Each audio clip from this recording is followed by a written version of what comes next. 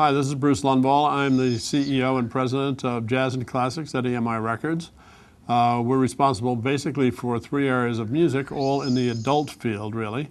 Blue Note is a legendary jazz label founded in 1939 and still active today. I would like to say it's probably the greatest jazz label in the world. We have Angel Records, which is our classical and Broadway label. Very old logo, actually. The logo of Angel, the Angel logo is actually older than the dog, as we say, older than the RCA dog, which is interesting enough, I guess. And then we have a pop adult label called Manhattan, which I started here in 1984, and it went away and it's come back again, full circle. And we also market all of the EMI classics from England and the Virgin classics from France. So we have a full plate of activity on our hands. We even do some world music on a label called Metro Blue, which is sort of a sub-label of Blue Note. For a lot of our international companies have a lot of Brazilian artists who are very interesting and wonderful, and we put them out on that label, and other international signings. We have an organization that's roughly 36, 37 people, including our art department. And the way we're structured is that we have essentially two general managers. Ian Ralphini runs Manhattan as the general manager of the Manhattan label. That is, again, our adult pop label. Tom Everett is our general manager of jazz and classical music. And under them, we share a structure of product managers. We have a fellow named Zach Hopkeppel, who's the head of marketing, and he assigns the product managers to various projects, and irrespective of genre of music in a way, except that there are two specialists that handle product management for classical music, who are very much specialists. But other than that, we share our product managers between Angel crossover records like Sarah Brightman, all the Blue Note records, which now is not only just jazz, but people like Norah Jones and Al Green and Anita Baker and Amos Lee. Blue Note has expanded beyond the jazz area, but we are still essentially a pure jazz label. And the product managers get an opportunity to really expand their horizons by working on both pop and jazz and sometimes even a classical record. That's the way we've structured that, and it does seem to work very effectively. We have then a director of press with our own department, J.R. Rich, who's one of the best press people in the business, and she has a department of three people actually. Jem Korisman, who handles jazz as a specialist, is a very knowledgeable jazz publicist, and he's a musician himself. And then Maria Malta has been in the pop world and in the general contemporary rock and roll world, for that matter, and she works for JR. So it's a self-contained press department. We have a wonderful art department under Gordon G., our art director, and Burton Yount, who's one of our key designers. And they do all of the cover art for all of these areas of music. Now, when records come in from EMI Classics or Virgin Classics, the artwork is done in England and France for those, and we have to do some adaptations for the U.S. market. So there's a little work to be done on each of those. It's mainly barcoding and that sort of thing. Well, other than that, the original designs all are done pretty much in-house with outside designers at times, and then also with our internal staff. Kevin Carroll runs our promotion department. Essentially, he supervises a group of people called the Collective, which is a group of about 9 or 10 individuals who share their promotion activities for all of our little labels, as well as some other EMI-owned labels that are smaller, such as our Nashville operation with Keith Urban. They've crossed his last record over to pop radio, which was quite a monumental job. It's hard to do that. And he handles some of the other smaller labels, the Christian Music Group, when they have an artist that can get pop airplay, they handle that. And Kevin essentially directs the efforts of those people on the records that we have. We have a terrific finance director in Dave D'Urbano. He does all of our administration and finance for the division. And he has a staff of 2 or 3 people that have to help him with the books. We're always mindful of the bottom line, and the people we work for are always mindful of the bottom line. And we have Michelle Singer, who's our head of business affairs. She negotiates all the artist contracts, and she does a heck of a job. That's a tough one because you're up against some tough attorneys and some artists that want more than you're willing to give them very often. And then we have Jeff Zakum, who is in charge of new media, which is obviously the internet and all of the ways of selling music online. And that is a pretty good summation, I think, of the staff. Am I forgetting any departments? Production department, of course, we have A&R administration to make sure that the records come in on budget, and that all the bills are paid, obviously, for the sessions and for the guest artists or the sidemen on each record. A&R. And A&R, of course, is the most critical of all of the functions in any record company. And we have Eli Wolf, who started here about 7 years ago, and he has developed rapidly into one of the better A&R people in the business. And then, apart from Eli, there's Michael Koskuna, who's a consultant, and he has started Blue Note with me from the very beginning and since 1984. But because he has his own label called Mosaic, it's a mail order company, he couldn't be hired as a full-time employee. So he's a consultant for us, but he does a lot of A&R work. He prepares all of our Blue Note reissues, and he also goes in the studio and produces acts for us. And then the other part of A&R is the signing process, and that is myself. I'm kind of more active as a signer than I am doing anything else that I do. And Tom Everett, he is also a signer in both the jazz and classical areas. And Ian Ralphini, who runs Manhattan, is a very good signer. Ian came from the UK originally. He ran Warner Brothers in England for a very long time. And he came to us directly from Atlantic Records in New York. So we're all kind of A&R in that sense, but we don't all produce records. Michael Koskuna is a signer too, but he is an actual producer. Eli Wolf is also a producer. Blue Note has pretty much from the beginning been involved in the whole online revolution, and we have our own website, of course. We have artist websites as well. We sell through Amazon and all the other ways that records are sold online. That's what Jeff Zakum's department is all about. So and this is a big part of our future, obviously. Now, it's maybe more a part of the future for pop music and younger music, but it also has had a real serious effect on some classical catalog sales, particularly opera recordings. People are buying online, and some jazz and jazz catalog as well. So that's all in the future, but it's now too, so big area of growth. My criteria for A&R is essentially musicianship, integrity, and originality in particular. So I really try not to make marketing signings. Sometimes you do that and it works, and very often you don't have a real artist. So whether it's obviously a jazz artist or a pop artist or a classical artist, we look first of all for artists who are original, who are new in many cases. Sometimes we go after an artist that's been around for a while and had a great career that hasn't recorded recently, like Al Green and Anita Baker, who are both on Blue Note. But in every case, we try to choose artists that are original, that have their own musical voice, whether they're an instrumentalist or a singer, and that's my standard. We can't sign hundreds of people here because we are a small group of people and a small group of labels. We're not in the mainstream pop business. We don't do hip hop. We don't do really rock and roll, but we do singer-songwriters and obviously every kind of jazz. And in the classical area, most of our classical roster does come from the UK on EMI Classics UK, and from France from Virgin Classics. But we have a small roster on Angel that embraces some very fine people, Christopher Parkening, the Eroica Trio, Ravi Shankar and his daughter Anushka Shankar, who has recently a new release. And then we have crossover people like Bernadette Peters and also Linda Eder, a wonderful Broadway singer, and most particularly Sarah Brightman, who sells millions of records. So we also do very selectively Broadway theater, Broadway musicals. And our big news, as we're making this video right now, is that we've just signed for the Broadway musical The Color Purple, which opens on December 1st in New York. And we're very excited about this. It could be a very, very big one. In terms of actually producing records and choosing the repertoire, in the jazz field, pretty much the artist decides what they're going to do in terms of repertoire and compositions that are used. We sometimes have suggestions, let's do an album of standards, let's do an album, a funky kind of album, or let's do a guest artist kind of thing. We did an album with we did an album with John Scofield and Pat Metheny, and that's one example, but there are many examples of collaborations that come from our suggestions. That's pretty much it in the jazz area. In the classical area,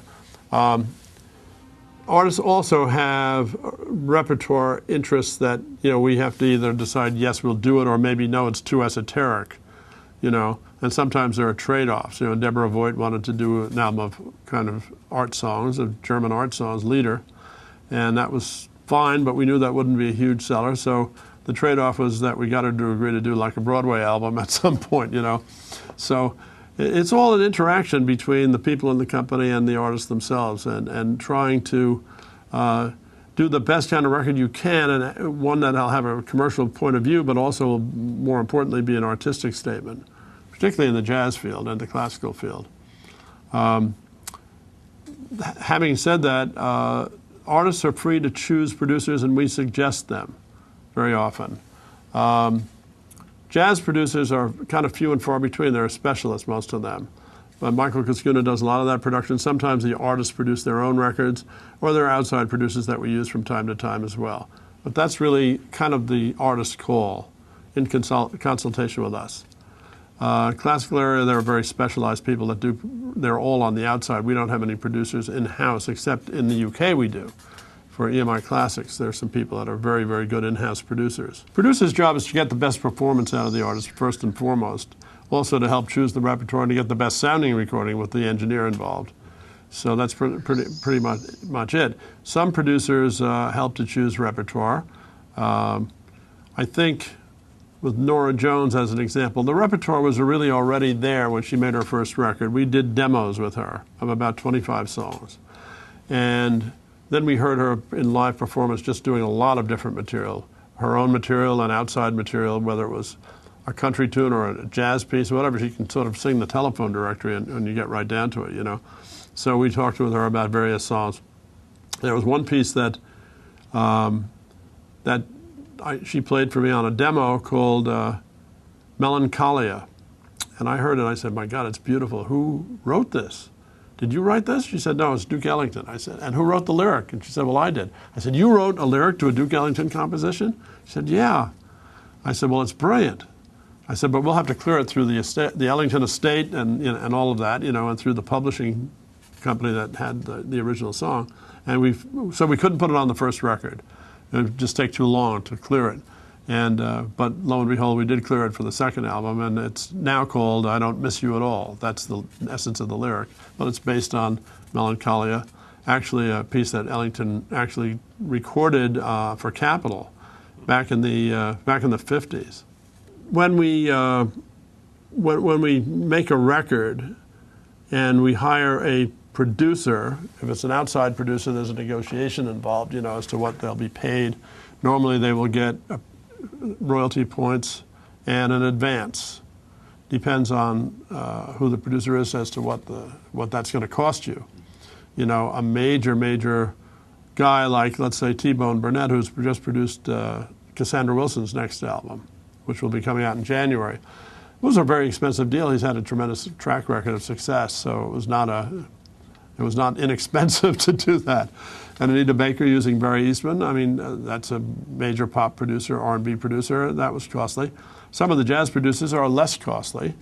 But then again, the expectation of selling millions of records isn't there either. So, and of course, the greatest producer in the world, in my opinion, is Arif Mardin, and he was actually on our staff up until a year ago when he retired. But he produced both of Norah Jones's album, and of course was named Producer of the Year a couple of years ago at the Grammys for the second time in his career. So he, of course, being an employee, had a built-in arrangement in his contract for producing records. Well, artist deals really vary greatly depending on whether it's a new artist, where the deal ought to be I'm now talking in the jazz field principally. If you have a new jazz pianist, let's say Robert Glasper, who we have an album out by now, or Jason Moran, who's fairly recently signed with us, about 5 years ago now, actually. The expectation of selling a lot of records isn't really there. So what you do is you make a deal that provides enough money for the recording, an advance for the artist that helps him to pay his bills, and you step up from album to album what you're going to pay based on sales platforms. So if an artist sells 100,000 records or something, then he's going to get a larger advance on the next record. In the pop area, New artists become very, very expensive because if they're pursued by other companies, obviously you're in a competitive battle to try and sign them. But normally we do a P&L, we do a profit and loss projection on what we're going to sell a given signing in every case before we make a signing. And based on what we reasonably expect to sell, we make an offer. Now, sometimes back and forth, and other companies come in and say, no, well, I want that artist and I'm willing to pay more. Sometimes you lose the artist, sometimes you win. And that's part of having a good staff of people and having the artist know your people. Rarely do we make a signing in the abstract without the artist actually coming in, meeting with all the people in the building. In fact, Anita Baker had a sit-down meeting behind closed doors with every single one of my staff. Highly unusual, but it was a smart thing for her to do. She wanted to be sure that the people knew what they were doing, She hadn't made a record in about 9 years, so it was one of the reasons. And normally when you have the staff of the quality of ours, they can be pretty convincing with artists, and therefore you can make a deal that might be more in line with what you really can spend, I've not ever, since I've been in this position, which is now 17 years, I must say, I don't think I've ever gone and made a crazy deal. I've done that in the past, Oh, we got to get the artist, so therefore you can pay millions of dollars. Well, we don't pay millions of dollars. First of all, it's not that kind of roster, So you can't have everybody. Some of these artists price themselves out of the market, well, as far as what I do. But we have pretty good P&L results with most of our artists. I mean, there are some few artists that lose money for us, but they're so important artistically that I'm not going to let them go. So I stay with them with the hopes of developing a catalog. This is particularly true with jazz and classical artists. So without naming names, if you have an artist that you really believe is important in terms of the evolution of the music and where it's going, you want that artist on the label.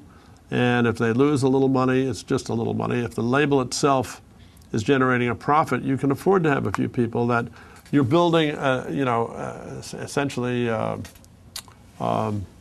catalog for the future, an annuity that will be selling 20, 30 years from now, if you're right about the artist you sign, We have a budget for A&R every year, and we're on a fiscal calendar that starts April 1 through March 30th of the following year. And when we do our budget, we do a lot of pre-planning to say these are the things we expect to do. These are the artists on the label that we're going to make new records, and then you have to allow for new signings on all three of our labels, Angel, Blue Note, Manhattan. So you put in a budget in the anticipation of signing certain people. Now, you never know who you're going to end up signing. It's sort of it's a plan, but it's a broad-based plan because things change all the time. I mean, I had no idea that we were going to get the color purple, as an example. There were 3 other labels that really wanted it. And in the door came my friend Scott Sanders, who was a producer of the show, Quincy Jones and Oprah Winfrey, the other 2 producers. So that also helps a great deal with this one. And we had a meeting with all of my staff, and they convinced Scott that we might be the best place to go. And what I said to him, and this happens to be a fact, I said, I can give you something that Sony and Universal and Disney really can't give you. He said, what's that? I said, I can give you a #1 prioritization. What? I said, yeah, you're that important to us that you'll be our #1 priority album when it ships in January. And so I think that counted for quite a bit. In other words, there weren't 30 other things that we're all going to be working as happens often in pop labels. So we got pretty lucky with this one. If it's a hit, I think it's going to be. The marketing process is really a long-term situation because we use a phrase called setup, meaning that you need to have the time from the time the record is finished until you until you release it to pre-plan the marketing, get everyone aware of what the record sounds like, what the cover looks like, what the marketing plan is, long before the record actually ships out the door. It used to be, when I was at Columbia Records a long time ago, when you heard a record that you thought was really sensational, you'd want it out the door the next day. But now, you've got to get it to the press. And remember, magazines have long lead times. You don't suddenly go onto the cover of, People magazine by sending the record and expecting it to be on the cover next week or anything like that. You need a long setup time for press in particular, for international purposes, for your own field distribution company, the salesmen, the promotion people out there. you want to make sure they hear the record long before it comes out. You want to make sure that they know what the marketing plan is. And so it all begins with a plan, a written plan and advanced music. It would be so nice to say that, oh, well, Sarah Brightman has a new album coming out in January. We'll just ship it in January. No, we're not going to ship it until March, and that's going to be tight. You know, because even though she's familiar to everyone in the company, has sold millions of records here, you want to be sure that the plan is in place, that the music is heard by everybody, that everyone sees the cover, knows what the touring plan is, and all those aspects are part of it. And then, you know, each record gets its own particular plan. In jazz, straight ahead jazz, there are basically 3 or 4 magazines that you advertise in, Downbeat, you know, Jazz Times and Jazz Is, and a few others. Sometimes you go into New Yorker magazine with a smaller, that's very costly, but with a smaller space ad. There may be, there's no commercial radio for jazz, so that's a promotional job. Sometimes with a pop artist now, you use television advertising, which is pretty expensive. And you have to think about doing a video. You don't do video on jazz artists per se, but certainly on a Norah Jones or a vocalist, you'll do a video. There's something else called an EPK, which is an electronic press kit, which is essentially a low-cost video that you send out to the press and to radio and so on to showcase what the artist is all about and what the new album is all about. And these are a very effective tool to use, particularly internationally. We've just signed whoever it might be, Robert Glasper. Well, what does he look like? You know, well, here's an EPK where he's playing and talking about his music, so everyone will get a sense of who he is and what his, you know, what his direction is and what his vision is as an artist. So that's another aspect. In, of course, the mainstream pop labels, you're talking about videos that could cost up to $1 million. We don't have those kinds of budgets. But when you had Norah Jones, the good news was that she didn't like videos. She didn't care about it, MTV and VH1. So her first video cost $30,000, and they weren't going to play it at all until the record became so big that, you know, this was this was Come Away With Me. And so she said, I really want to do a video. So she's walking on a beach in LA somewhere singing Come Away With Me with a carnival in the background, but it was not a produced video as such. But after a while, she became so big that VH1 actually had to play it. Next time around, she did a much more produced video. We can't spend what the pop labels spend. You know, some of these videos become like miniature, you know, movies. You know, and they're very, very expensive. And you know, if the record's not a hit, you've just wasted all your money. So we try to control that expenditure within reason. But you know, for classical records, again, see, that's different. You go into the classical magazines, you go into the New York Times, obviously, and places like that. You try and follow an artist's tour, and you have tour advertising. We do a lot of co-op advertising, which essentially is with the retailer. You know, nothing is free at retail anymore. You can't put an album in the front of the store and say, I want this up front in your store when you walk in the door. You pay for that space, you know. So that's all part of the marketing effort. So there's the national effort, and then there's the local co-op advertising effort. And that's all part of the cost and the plan of launching a record. Norah Jones came to me in a most unusual way, and when people ask how I signed her, I always say, it's because I returned a phone call. And what are you talking about? And I said, well, you know, a lot of people in our business aren't too eager to return all their phone calls. I learned a long time ago that you return every call within the week's time, you know. So I'd gotten a call from an accountant in our royalty department uptown, and I said, oh, well, I wonder if we have a royalty problem. So I said, hi, and she said, this is Shell White, woman. I didn't know her, never met her before. She worked for EMI, but in royalties, which is a whole, you know, floor full of people that do the accounting work. And I said, do we have a royalty problem? She said, no, I have this young jazz artist I want you to hear. I said, well, send something to me. You know, she said, no, I have to bring it to your office. You have to meet her. I said, okay, great. Let's do this on Friday. Maybe this was a Monday when I got the call. I said, let's do it on Friday when the phones are, you know, not ringing off the hook, and we'll do it toward the end of the day, around 5 o'clock. And now I expect yet another Diana Krall sound-alike, look-alike, because when Diana Krall hit, all of a sudden I was getting demos from buxom blonde singers who played the piano, you know, with their breasts hanging out, you know, most of the time, and they weren't very good. I said, here comes another one. And lo and behold, the door opens on Friday, and in comes Shell White, who I hadn't met before, with this very pretty but very shy, dark-haired girl with glasses and jeans on, and she wasn't, she was very, very shy. She didn't say very much, and I said, well, you know, what do you do? She said, well, I sing. I said, well, I heard that. And I went to North Texas State. I was a jazz, piano, and voice major. And I'm living in New York now. And I'm doing gigs downtown with some jazz groups and some pop groups as well, you know, new people.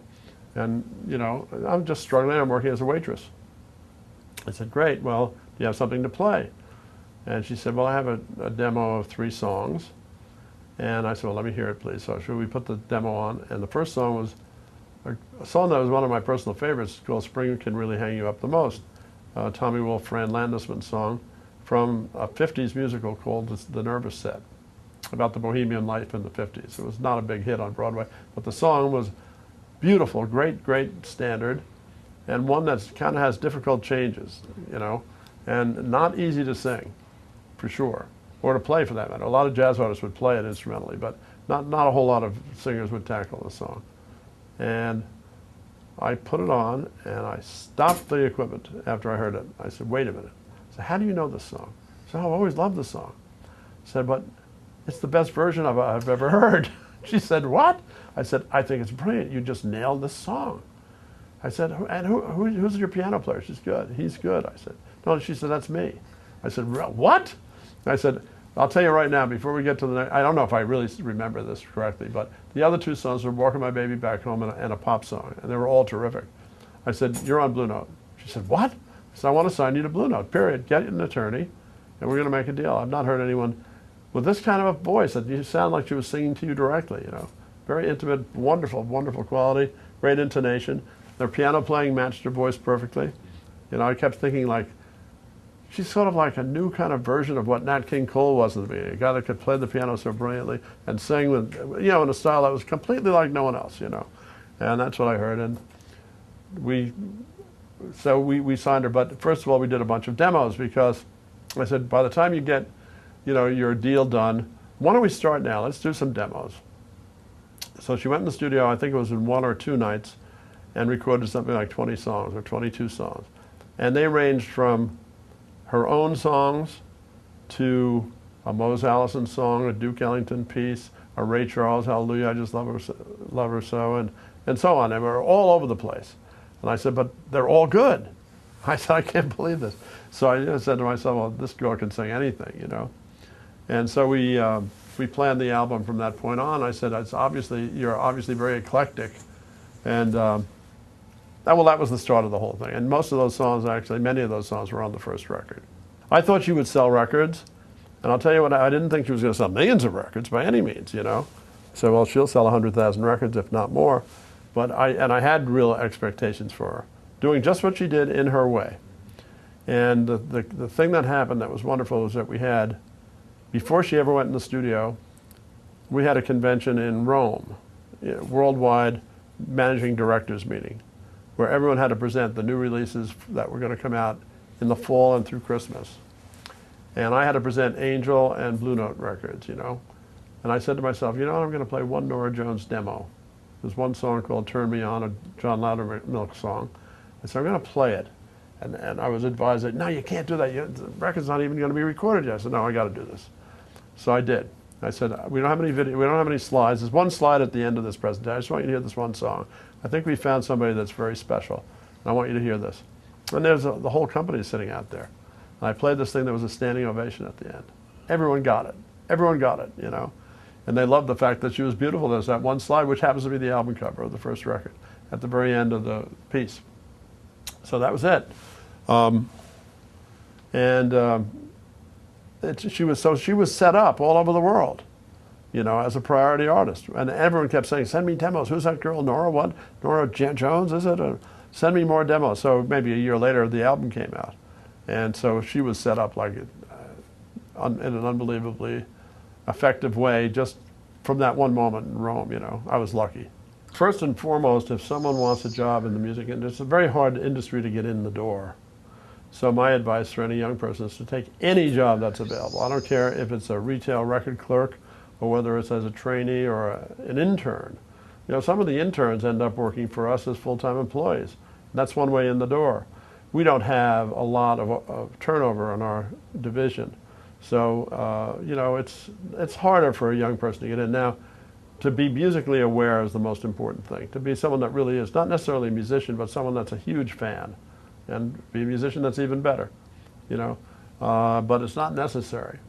But, you know, it's just hard to get into any record company at the ground floor level. So that's why I again repeat that the most important thing is to take whatever job's available, even if it's not a lot of money. Once you're in the door, then you can show your stuff and grow with the company. And that's what's happened in most cases with people. I don't look for people that have been at music courses. A lot of them have, and it's a big plus for sure. They come in with a lot of information that you would have to learn on the job otherwise. But it's not a criterion. Yeah, and particularly to never give up their passion for the music and to really just live the music. I think that's the most important thing. And of course, if you're an accountant or an attorney or something, I'm not talking about those jobs. I'm talking about the product management jobs, the A&R jobs, the press jobs, and so on. It's a very people-oriented business, as you know. And what we're selling is thin air. And we're dealing with people all the time, whether it's the artist, the manager of the artist, the attorney, the booking agent, you know, all of it is people, and internally your own people. You have to have people skills, of course. You know, half the battle is dealing, well, for one thing, if you're dealing with some serious artists, you better know something about the music, because they'll catch you in a lie in a second, you know. All the musicians know the ones that are serious about it and the ones that are kind of a little bit fraudulent or playing a game. So people skills are most important, I think, in those kinds of jobs for sure. I'm very optimistic about the future of the music business because of the musicians. That's what makes it happen. You know, it's not us, we're middlemen, you know.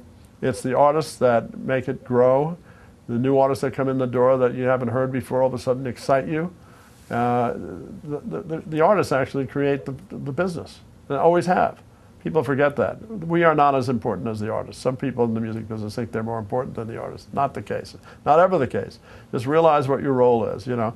To be a great middleman is a pretty good and important thing to be.